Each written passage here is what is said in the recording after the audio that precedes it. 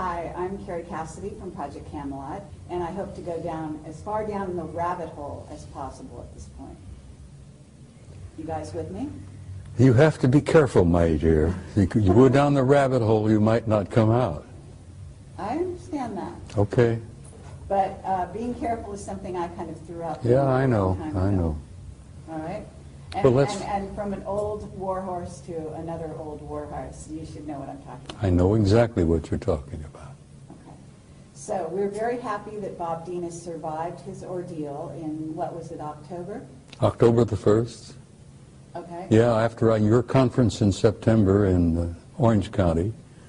10 days after that, I'm in intensive care, in a coma, in a hospital here in Phoenix, with viral meningitis, of all things. My doctors called my son and my wife and said, look, we don't think he's going to make it. Because of his age, 82, meningitis is pretty well fatal. And they gave the word that they didn't expect me to go home. And my son and my wife sold my old car while I was in the hospital. Haven't forgiven them for that. And I died, sweetheart. I literally died. I was out of body. Okay, and I believe you came back for a reason. I went home. I really went home. I've been out of my body several times over the years in the military, in combat. But I went home, and I was glad to be home. And I ran into a couple of dudes on the other side who says, no, you're not staying here. You got to go back. And I says, no, I don't want to go back. I'm finished with that mess down there. I want to stay here. And they said, no, you haven't finished. You got a few things yet to do. So get your buns back there. Next thing I know, I wake up in a hollow, in a bed, in a hospital, and they're giving me injections, and they're taking blood, and they're giving me meds, and good Lord, here I am, sweetheart. I'm still here. I'm as ornery as ever. That's right, you are. And I came back for some purpose, and I'm not sure what it is, but I'm here. Okay, and we're going to try to discover that purpose right here and right now. Clifford, you're part of it. You're a contactee, and we did an interview with you years ago, and I've had a lovely conversation that I recorded yesterday between you and Bob. Very brief, but lovely nonetheless. And you are an intuitive, and I can relate to that. And we had a lovely conversation many years ago in Roswell. I remember, ma'am. And it's a delight to have you here. I know you don't come out much Yes, ma'am. anymore, but you're here. And you are as eloquent as ever, I can say. Thank you. And the two of you are, talk about two guys who have very smooth tongues, smooth talkers, both of you. I didn't realize that. Are you a smooth talker? Not that I know of. My wife yells at me a whole lot. I'm not smooth. You are. We're old friends. We go back many, many years. Okay. Cliff and I are among the last of the old boys network, because we had a network of a couple of hundreds, maybe 500 guys over the years, from every rank, from every service. And we had sergeants, we had admirals, we had generals. We've had a Russian cosmonaut who was a member of our old group. But most of them are gone home now. And Cliff and I are among the last of the old boys. And I love him dearly, and he's a dear friend because I know what he's been through, and I've been through much of it. So I relate to him. And it was such a wonderful thing to see him again this time. We can relate to one another. I mean, it's like you can talk to other people about the experiences you had, but they don't fully understand. But They when can't, you talk, Cliff. They no, can't. They can't. They haven't been there. So it's about, like, you know, we can communicate and understand fully what is going on by virtue of being there and being a part of it. But when you try to talk to other people, a lot of times it's very difficult.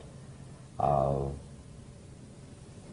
has always been, I apologize, Sergeant Major Robert Command Dean. Sergeant Major. Command Sergeant Major Robert Dean has always been a close personal friend ever since we met.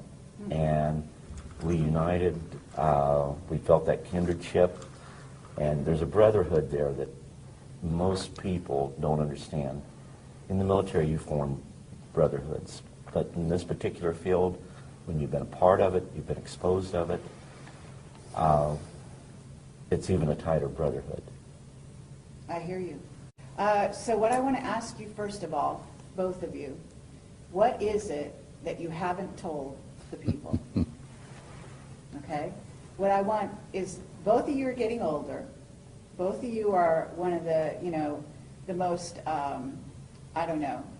the most courageous, the most out there individuals in terms of greeting the public, sharing your story with the public. Both of you have been exceedingly brave in that regard. You've taken a lot of flack over the years for that, and everyone listening to this should respect them for that. But what I'd like to know is, what haven't you told people that you could tell them today? Because, for example, and these are the hard questions, okay? They're not all friendly, all right? What were your dealings with the unfriendly type, and why? You first, Clifford. Well, with me, I never had to deal with any of the unfriendlies. I was just warned that not all contact would be friendly. So, you always prepared for that. But every time you went into an event, it was always that, I'm going to use the term fear, but it's not exactly fear. There's that anticipation of what might happen. All kinds of things ran through your head. Things that I haven't told, and I'm sure that Sergeant Major can also concur with this, is that the things that went on you couldn't even tell your family, and you wanted to tell your family. And it created problems within your family, and you couldn't tell anyone. And like I think I told you earlier, when my new book came out, my son, my oldest son, was the first one of the kids to ever do this. That he put it on my Facebook that I'm proud of you, Dad, for trying to bring forth the truth. Wonderful. They got to see what I was trying to do to gather the information, because I knew that Roswell wasn't just a lone event. That over the years we had recovered many such objects, debris thereof. Crashes are unique. They don't happen every day. They're very rare. And there's 100 reasons why we have recovered crash UFOs.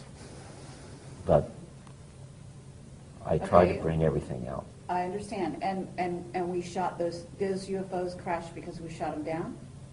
In some instances, but it was more the Soviet Union and other foreign powers that did it.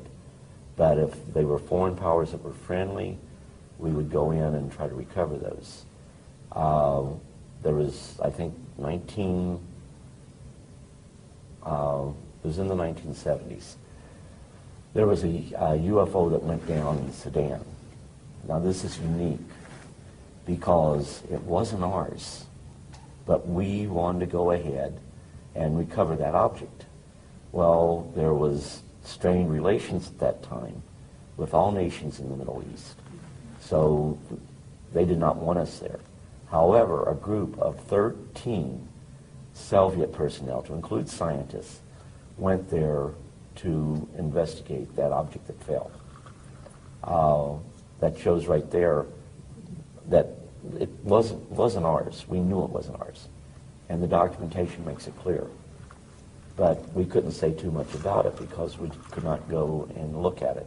But the Russians did. But I can tell you on many occasions, both the U.S. and Russia or should I say the former Soviet states, we would work together. And we worked with other foreign powers simply because situations like this could lead to misunderstandings that could have triggered possibly a nuclear war.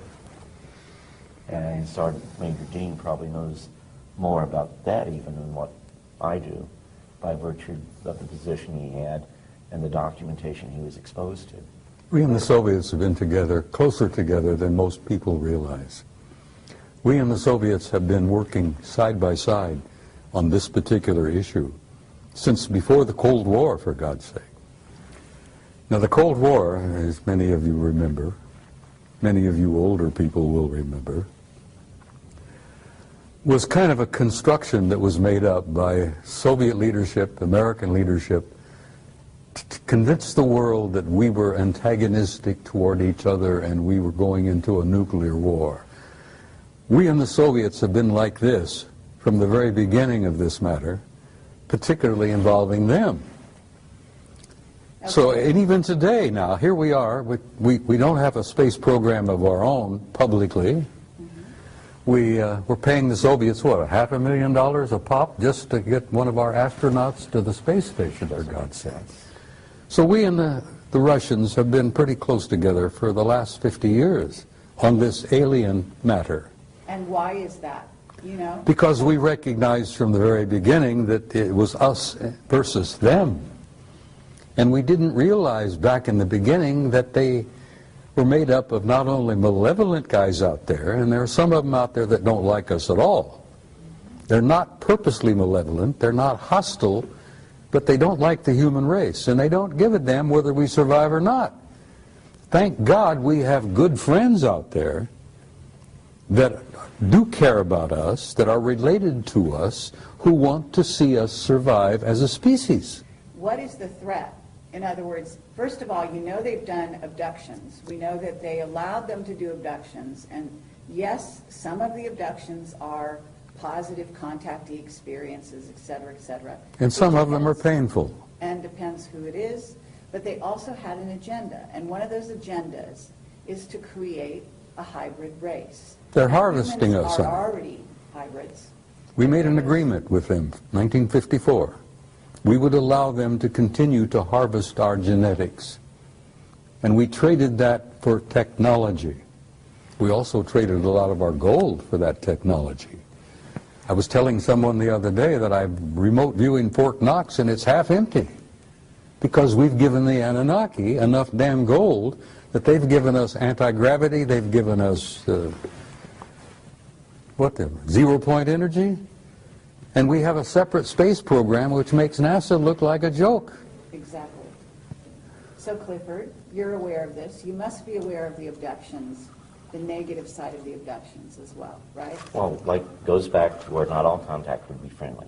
Mm-hmm. And what I would do is point out that it's not necessarily a culture, but it is like a rogue group within that culture. Good example, I've been using this all day, is like, you know, you have the cartel. Well, they're people just like us, they're humans, but yet they're a sliver group. They are have their own agenda. And that same thing happens within the various cultures. And I agree with Sergeant Major here. My biggest fear is if these rogue groups are going ahead and coming to agreements with not only our nation, but other nations, then that's a very dangerous situation because they're the wrong ones to be working with. Okay, Now, and this is going on, isn't it? Unfortunately, I believe to a degree, yes, it is, because the ones that really are not evil, the heads of the various cultures out there, to give us technology, they know that we are not spiritually heightened to the degree where we use it for the right reasons. When we go out into space, defense is one thing. But if you build your forces to where they become offensive, then it's to impose your will over others. And the technology that they are giving us gives us the capability to go ahead and field in space a offensive posture. So anytime we want to go ahead and make it look like it's E.T. doing it, we could make it look like E.T.'s imposing their will over the peoples of the world. And with that technology that we have acquired from the rogue groups, yes. And I agree with Sergeant Major. This is really, really dangerous. Okay, and at this moment, though, there are certain governments, with some of these governments, some of the governments that are actually growing into superpowers at this time, China, for example. My understanding is there are two rogue groups that are now dealing with China. And at least one of those groups is, quote unquote, some relatively new guys that have come on and given them some new technology. Do you know about that? That very well could be the case. When I got out, they had Catalog 57. That doesn't mean that that's all that's out there. Edgar Mitchell believes that there may be literally hundreds of thousands of civilizations out there. Okay. And what we have right now is the fact that on this planet, which Sergeant Major made a very good point, that there are some that are hostile and look really down on us. When I state that, we have rogue nations. And some of those rogue nations are very much a threat to the tranquility of the world. And if they achieve the technology we don't want them to achieve, then they could very well be the very forces, unknowingly, to start the total annihilation of the earth. There are governments out there that are also being contacted. Just as individuals are being contacted, governments are being contacted, are they not? Yes. Okay, and so this kind of dynamic is, we don't just have a political situation that could become unstable with, say, Iran or North Korea or China or Pakistan, but the idea here being that they may be making agreements with some off-world visitors that the ones we made agreements with, the U.S. that is, don't get along with. And there's also issues within the U.S. itself, within the U.S. military. The Army has got one group that they're talking to. The Air Force is talking to another group. And the Navy is talking to another group. Isn't that right? Yeah, but you only have a small nucleus of people who control all of the information. And it may not be military personnel that is doing this. And it may not be your elected officials. Sure. And that's a scary situation. Okay, and that's also true. We've got a military right now in the U.S. that's very discontent. And Bob, you can speak to this as well. You've got a son who's been working for these people. He must hear all kinds of things. And they're being told to do certain things that they know is not in the best interest necessarily of the United States, for example. Is that right? Let me tell you something. It's not easy to say that there are the good guys and there are the bad guys, and we're in the middle. That's true to a certain extent, and it's been true for the last 10,000 years, but it isn't particularly true today, because a third party has entered the game.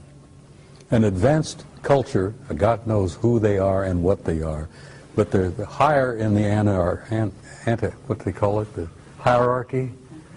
These guys at the top of the hierarchy are primarily spiritual in nature, and they have intervened. And they have said, listen, we've had enough of this bullshit where you've warred among yourselves, you've had these clan disagreements and blah, blah, blah, blah. This family and that culture and that group, that's going to cease. Because the human race has been in the damn middle for so long now that they've reached a critical point in their evolution and their development. And we're going to have to see that the human race survives and makes this awkward, painful transition into a new race, into a new species. And this higher element, this higher spiritual element in the hierarchy has intervened, and they have literally said, Carrie, knock off the bullshit. We're not going to have any more of this. There's not going to be any more planetary wars. We've had enough of that. We've lost too many millions of people over the years. We're going to control this carefully. We're going to give them an encouragement. We're going to give them an opportunity, and we're going to assist them to make this awkward transition into a new race. Now, the only reason I'm hopeful now, and I used to go through this, I was very depressed and very cynical, because I'd seen so damn much of the knockdown, drag-out brawls, not only among our own people, but among some of these guys. And then I found out that there is this third party now that's involved, that couldn't care less about the clan disputes and the family disagreements and all that.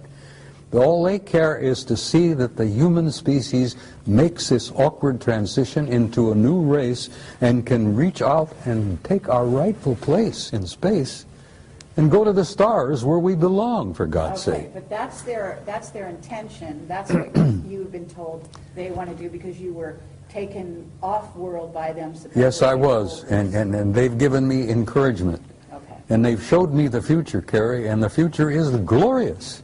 We are going to make it, and we're going to look back at this awkward period, this blackness that we've been through for the last century or two, and we're going to look back like students of history and say, my God, look what they went through. Look what they did to each other. We're going to look back from the future into this particular time and place, and we're going to say, how in the world did they pull that off? Here they are killing hundreds of millions of people in these wars, butchering each other. This has got to cease. We can't let that race off the planet until they evolve and grow and mature where they can be safe. Okay, but Bob, that rationale, when you've got these races, off-planet races, who have been warring with each other for eons. So maybe there's a new guy on the block. Let me tell you maybe something. That new guy is orchestrating things here. But actually, I'm going to sit over here and I'm going to be suspicious of even Well, that new guy. it's all right to be suspicious, and I know where you're coming from. Childhood's End. I was talking to Joe Farrell not too long ago at another conference, and Joe Farrell has written The Cosmic War. And The Cosmic War is a true story of a war between interplanetary intelligences. And they literally damn near destroyed each other. They destroyed a planet beyond Mars, for God's sake, in our own solar system. But that crap has got to cease, and I have had the opportunity to meet guys from the higher level who said, we're not going to allow that to happen anymore. We're going to give you a chance to make it. And the only reason I'm hopeful, and I told you this privately earlier, is that I have seen the future, and there is a future for the human race, and it's beautiful. Okay, and I appreciate that, okay, and I would agree with you. And I think a lot of people listening to this, who will listen, will agree with you. That's why we're all here. That's what we're working for. But the work is still to be done. And what I want to do is keep eyes on the ground right now. And I want to talk about the idea of what's right before people, because this is 2012. We're going into 2013, and some of these years are very crucial years. Okay, as you say, these are going to kind of be the years in which the transition happens. So It's happening right now. Exactly. So what I want to talk about here is, first of all, yes, you have a lot of bad kids in the class, okay, and those involve the Illuminati, some of whom are basically being run by certainly groups of reptilians, certainly a group of Anunnaki that may not have our best interest in mind. They'd like to clear the planet. They've got big plans, and they've been working on those plans for a very long time. And both of you must have been face to face with that agenda. Their agendas exist because they exist, and they've had some of their own personal agendas for eons of time. But their plans for our future don't mean diddly squat, because there are these higher developed cultures out there that have now intervened, and they're going to see that the human race is going to be allowed to make it. Okay, and you've said that, and I agree. But the thing is, the idea here is not that somebody come in, organize the schoolyard for us, and then they go off on their own business, and then we're left to deal with it. The idea is that we learn to walk on our own. We organize the schoolyard ourselves. Okay, so there's a great importance for the human race to take sovereignty, to take their rightful place as members of the galactic community. Once they and to recognize who we are. What they understand who they are, Gifts yes. that we have. Okay? The human race is precious. The human species is so unique that they told me when I was with them for 6 weeks, I was asking them question after question after question. I found that they were as interested in me as I was interested in them. And I asked them why. And they says, you human beings don't grasp who you really are.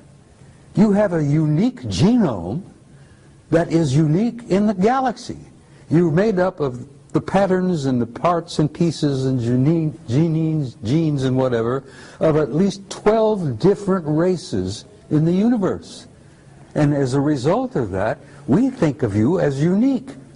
As a result of that, we look upon your little planet as probably one of the ripest and richest zoological gardens in this quadrant of the galaxy. That's the first time I realized the galaxy had been divided into 4 parts. I didn't even realize there was a quadrant. And they said, oh yes, you're the most unique and precious zoological garden in this quadrant of the galaxy. Absolutely. We venerate the planet, we venerate the flora and fauna on it, and we're going to see that it survives. Now, I'm getting this from the higher level. I hear you, and I appreciate that. So, Clifford, because both of you have been threatened, both of you have had children who died in most unfortunate circumstances. Isn't this true? And I don't mean to bring up something that is hurtful, but the bottom line here is that you're both whistleblowers. You both came forward. You both put your lives on the line. You've both been threatened in a myriad of ways, okay? And people out there, people need to realize that this is the case. You're not just out there pontificating, you know, talking off the top of your head. Like what the Sergeant Major was talking about, like I was told, that we are a race on this planet that is capable of such wonderful and beautiful things. Infinite possibilities. Absolutely. But yet we have the capability of doing such horrible things to one another. And I think that Sergeant Major was saying the same as I when, you know, yeah, we have to spiritually grow.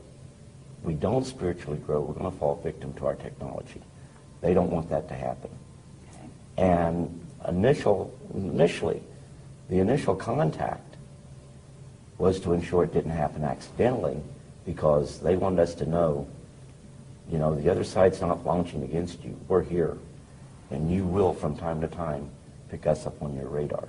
We will, from time to time, appear to be missiles coming in a threatening way. So you must make sure, before you launch your death and destruction, that you really are under attack. But you must not let this happen. And as we grew, actually, to an understanding, MAD was something that they held over our heads, and MAD is mutual assured destruction. You go ahead and put a surprise attack on the U.S., we'll live long enough to kill you. You destroy us, we'll destroy you. Yeah. Absolutely, but we're still dealing with that. In fact, we're dealing with something with Iran right now, and Israel, in which we're coming to another one of those situations. And I have a whistleblower right now that I interviewed last night who said that there was a Bay of Pigs situation going on with regard to Iran and Venezuela, with missiles that were supposedly, you know, put into Venezuela by the Iranians, et cetera, and they actually said that there were some ETs from off-world that intervened. Now, my understanding is, and people don't realize this, but I also have a whistleblower who used to set up a camera on his deck in LA, and he had it on all the time at night, and he would film the fight, the war going on between us and them. And this was not the Russians, the Chinese, it was off-worlders. I know, Ed, honey. And the guy was killed. I know, Ed. And those weren't wars. Those were operations, those were exercises, but they weren't wars. Well, if there were wars out there, if there were cosmic wars going on around our planet, this planet would be in pretty damn dreadful shape. but it is in dreadful. Well, it's not as dreadful as it could be. Oh, no, that's not true. And, Well- and what do you think the chemtrails are doing? They're covering up, among other things, besides changing the atmosphere to make it better for a hybrid race that the Greys have now created and are going to inhabit this planet on some level. They will never inhabit the planet. The hybrid race will. No, they won't. This planet is going to be preserved, They're Carrie. human, they're half human. Yes, but we are human. This is our planet. And in short, what we do with it, it's up to us. We're the flora on this planet. That's it. We're the fauna on this planet. That's I it. agree, we're the caretakers. And Sorry, we're... should there be a hostile force that was to invade us, we would put up a valiant defense. We couldn't win without outside help. But that outside help would come and help neutralize the threat, then leave as immediately as that outside threat, or that threat was neutralized. I know this to be the case. Yes, in early years, we would go ahead. We would go up and attempt to shoot UFOs down. July 26, 1952, an actual order was given to shoot down UFOs. They revoked it damn quickly, didn't they? By 5:30 that day. You damn right they did. The Soviet Union to this day still directs UFOs, or directs that their pilots will fire upon the UFOs. It's a big, big mistake. Absolutely. And they've lost planes as a result of that. The British did a report in 2000, December 2000, that talked about how little knowledge we had of what the British or what the Russians did as far as the UFOs that were over there. In December of 2000, the British released a report, and of course people say, well, the British went ahead and said there was nothing to UFOs. The report doesn't state that. The report even goes ahead, talks about radar sightings, about aircraft sightings, and even about possibility of some crashes of our aircraft occurring, their aircraft occurring, because of UFO sightings. They know, and they put this right in the report, that the Soviets make attempts to shoot down UFOs and have lost aircraft in the process.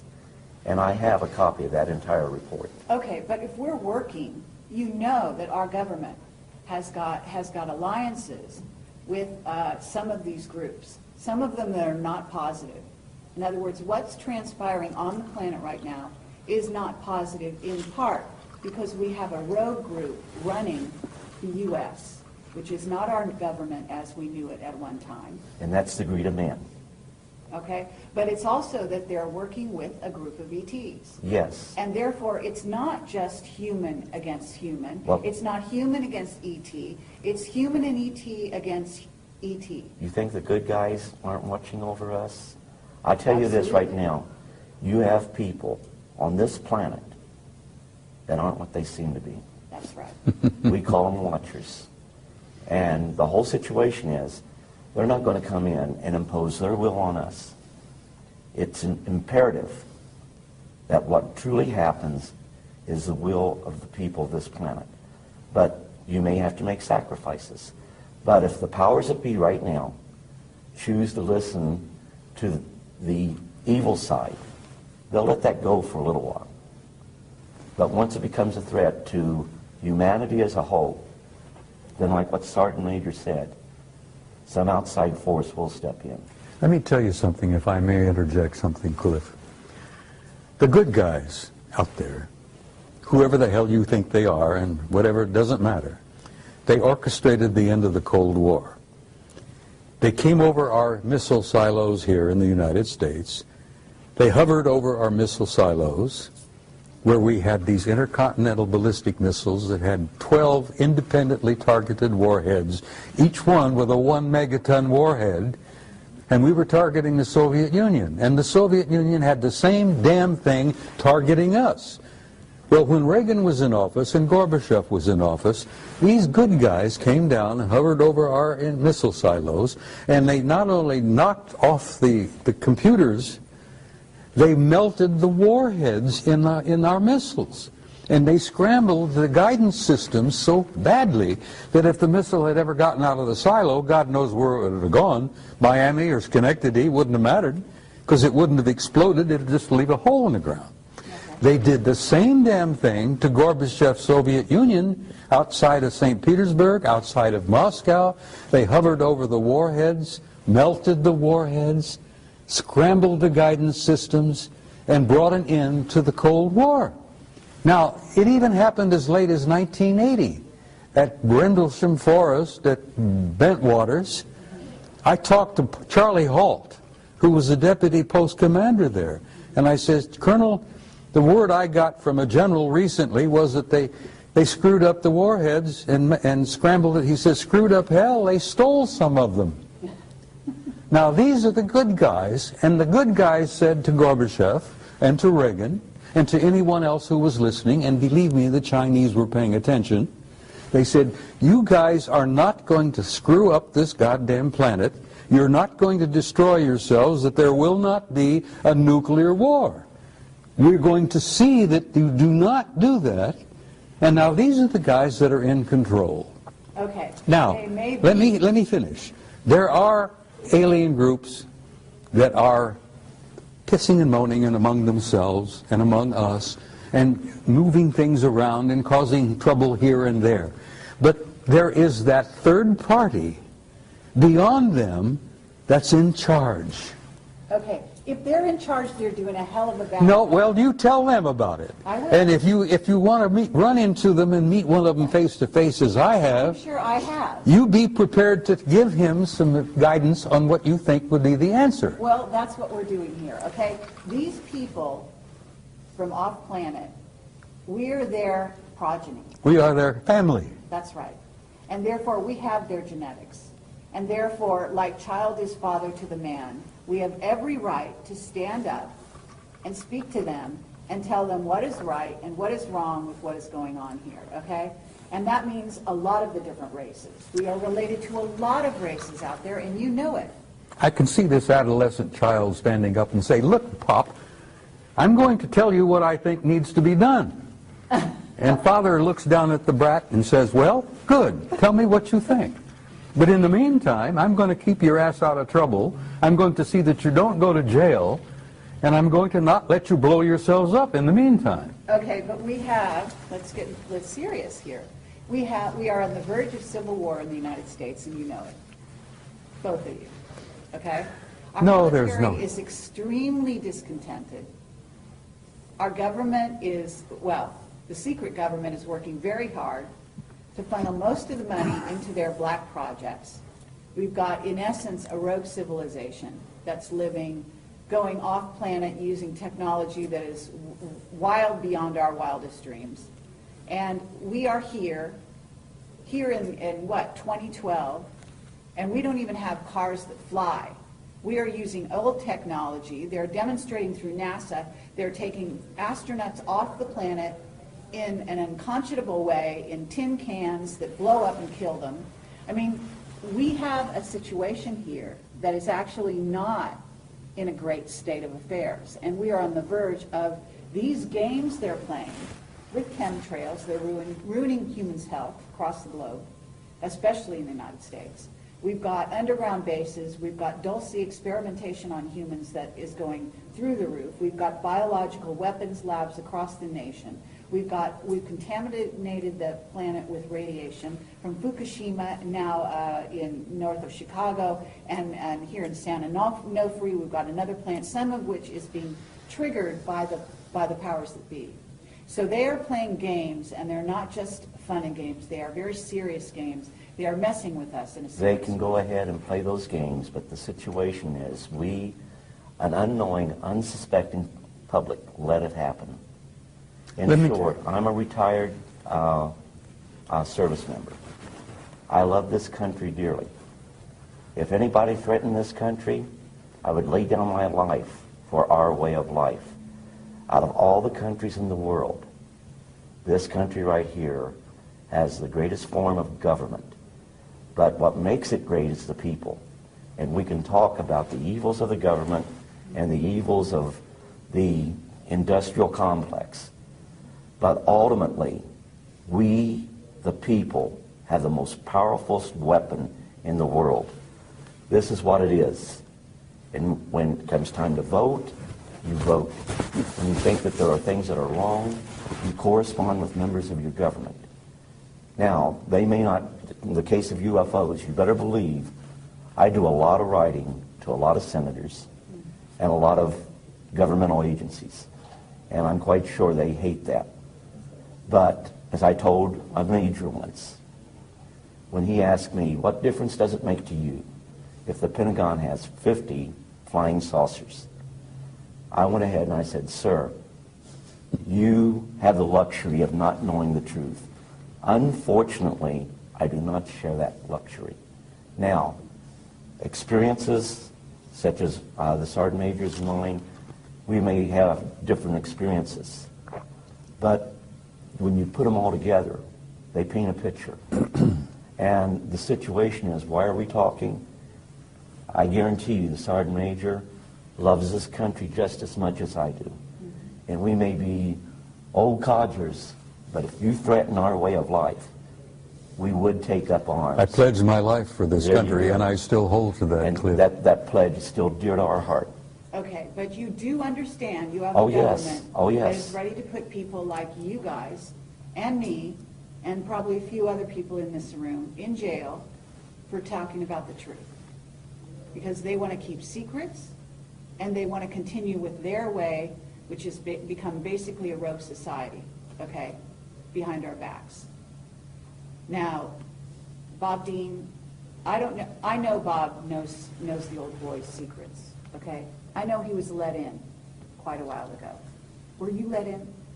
They don't want me in. Okay. Let me put it to you this way. Why not? They don't want me in because the whole situation is, I don't like what's going on, and I wouldn't cooperate. Well, when I first got started in being an interfacer, okay, fine, I went along with it. When I saw we were hurting people, I drew the line in the sand there.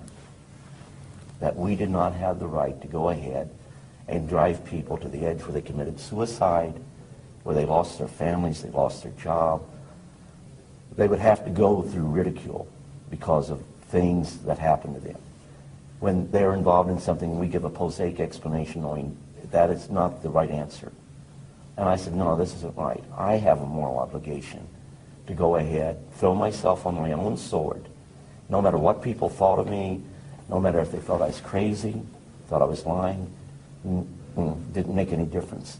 What was important was to go ahead, come out and say, here's what really is going on. Now, why is that important? Because it goes ahead, hopefully, and I had one experience with that since my new book got out, and gives people the courage to say, this is what happened, at least to their families. And they owe that to their families. At some point, they will go ahead and start thinking, we need to come out and talk too. Mm-hmm.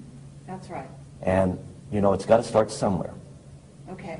So they didn't let you in their old boys network, and yet you were an intuitive. You must have had intuitive knowledge. You were used to contact, to deal with any survivors, isn't that right, in the craft? And so you have a unique ability. So with that same ability, you have the ability to see beyond the facade with the old boys. So although you weren't let in the way he was let in, you still know what he knows. Isn't that right? I'd agree. Okay. Bob, they let you in. Why I've been did on they the let you inside for many, many years, honey. And I've been a maverick. in? Yes. I started off Thank God. quietly, keeping my mouth shut. I got along just fine. Then I became pissed off. I got angry. Has nothing to do with courage. It's anger. I got angry as hell, and I'm a command sergeant major retired, and you don't piss me off and push me too far, because then I start pushing back. So I ended up becoming a threat. Then I became a nuisance. And I've learned since that I am now an asset. But The reason I'm alive. You played their game to some degree. Well, I played it along to a certain point, and then I reached the same point that Cliff reached. I said, I'm not going any further with this. I saw too many lives ruined. I saw careers ruined, families destroyed, people committing suicide. I saw things, honey, that would curl your hair. And I said, I've had enough of this shit. I'm going to tell the goddamn truth, whether they like it or not. And that's when they threatened my ass. They tried to take my pension away. They harassed me with black helicopters and black SUVs, phone calls at 3 in the morning. I went through the whole 9 yards until I fought back. I says, I'm carrying a gun, I'm a marksman, don't push me too far, I'm going to start shooting people. And you realize they walked away and backed away from me and left me alone? And here I am, 2012, 83 years old, ornery as ever, and I'm speaking to you with honesty and from my heart. Okay, but you have friends in high places. Yes, I do. A few of them are still around. Most of them are dead. Clifford does as well, and I know I do. Look, I've known some of the guys in MJ-12, honey, personally. I'm sure you And have. most of them are dead now. I don't know who the new crowd is because I've been out of touch for quite a while. Okay. But they still exist, and they're there. You call them the black government, you call them the secret government, doesn't matter what you call them, they're there. But they're still messing with people. Oh, they're messing with people. Look, you got the Trilateral Commission, you got the Council of Foreign Relations, you got the Bilderbergers, you got all those guys. You call them the Illuminati. That doesn't matter, doesn't mean shit, you know. You call them anything you want, but they exist. But there are powers beyond them. Great. And they don't like that. I understand. And they don't yet have come to terms with the fact that they can push the human race, the American people, whoever, just so far, and that third party is going to intervene in a big way. Okay, but what we do is equally as important as that. Of course it is. Okay? What the people out there listening to this, and the reason we're having this conversation is to reach those people, okay? To get those people to get involved, to get them to realize that there is a war afoot. I want people to wake up, Carrie. I don't speak publicly anymore. I don't travel well anymore. I'm getting old and I'm getting tired. And my patience has been stretched to its limits. And I don't have a lot of patience anymore. And like my dear friend Robert there, I get to a point where, God damn it, I'm going to stand up and raise holy hell. I'm going to be a command sergeant major again. I'm going to take names and chew ass. Okay. And I'm going to do that till the day I die. I hope so. And I damn near died in October. But I have good friends in high places, no pun intended, who brought me back and told me that I had to come back because I wasn't finished yet. And part of what I had to do when I came back is sit with you in an interview and tell you from my heart what I've seen, what I've learned, and what I leave with the people on your film is I want to leave them with hope. I understand. With all the darkness and all the blackness and all that bullshit that exists out there, there is hope. Absolutely. There is a future for your kids and your grandkids and your great-grandchildren, and this human race is going to make this transition, and we're going to survive this transcendent transformation into a new species. And we're going to the stars, Carrie, where we belong. We're going out there to take our natural place in that infinite community of life. Absolutely. And that's the only thing that makes me feel that life is worthwhile. Because I know, having seen their future, and they have shown it to me, that it is glorious. And I wouldn't be sitting here talking to you unless I believed that in the depth of my heart. And I want to leave that with your viewers. You've done so. That there is a future, and it's glorious, and there is going to be a tomorrow. And dispense with this bullshit about doomsday, because every time some poor human being on this planet dies, it's doomsday for him. But that's not the end of life. That is true, but we need to handle a situation that's going on the planet right now that requires human beings to not just We have to wake up, participate in it. We have to but they participate have in to- our They salvation. have to participate through consciousness. Yes. Okay? And they have the ability, because we are, again, their progeny. We have those powers. We can fly. We can do anything we want to do. We can create reality. We can destroy reality. Honey, the human spirit is infinite. We have power we haven't even dreamed of yet. That's right. And once we realize who we are and what we are, and we start expressing that power, there's no end. We can change anything. Okay, so what we want people to do is, we want to educate them, we want to wake them up, and we want to give them the tools by which to change their reality. And that's what you're doing with these films. That's exactly right. Now, Clifford. Well, I'll back up the Sergeant Major in that we got enough going on out there that's talking about, you know, UFOs are here, they're hostile, we're on the end of their food chain, they're going to take us over, there's nothing we can do about it, but we thought you should know. If that was my message, I'd say nothing. But like the Sergeant Major, I want my message to be a message of hope and for us to look and build towards a brighter future. And by us spiritually growing, we head in that direction. But it's going to take time. We're not going to go away. We're going to be here. We are going to achieve interstellar travel where we visit other star systems. But in order to do that, we must first grow spiritually. Right now, the situation is we're a world in quarantine. And do we have the technology to be out? Oh, we sure do. I can show you the NASA plans for setting up permanent bases on the moon, on Mars. The technology is there right now. 2007, they planned to go back to Mars. Did they? Or did they not? Something going on we don't know about? Yeah, probably there is. But we are still a world in quarantine. Okay, well, I don't agree that we're in quarantine. I actually think we've been invaded every way since Sunday by various races. In other words, the quarantine is off. The gloves are off, and that's part of the transition. In other words, you don't go to the big leagues without starting to get into the sort of understanding that there are positive and negative beings out there and diving into the water and learning how to swim on your own. So this is the challenge, and this is where you guys can bring your wisdom, your worldly knowledge to the people, and that's what we're doing here. Now I have a question for you, Bob Dean. You've always said that the Anunnaki walked the halls of the Pentagon, and I have been told to ask you this. What are they doing there?